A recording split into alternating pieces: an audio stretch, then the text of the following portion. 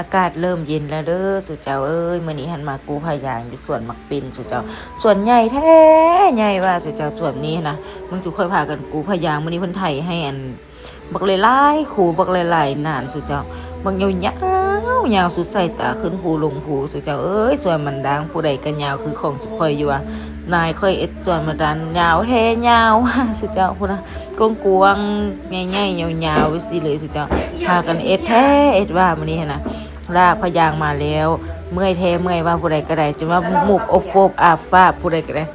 พากันจมเนาะอากาศก็เย็นหนาวอีกแล้วสุเจ้ามื้อนี้หั่นน่ะ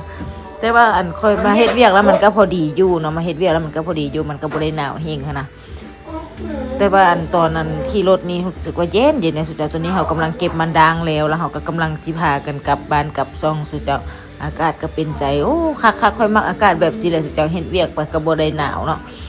เฮ็ดเวียกไปก็บ่ได้หนาวเฮ็ดเวียกก็พอดีอากาศพอดีนะมันก็บ่ได้ร้อนแล้วมันก็บ่ได้หนาวอากาศมันพอดีอยู่เลยสุเจ้าคักแท้คักว่าค่อยมักอากาศแบบนี้นะ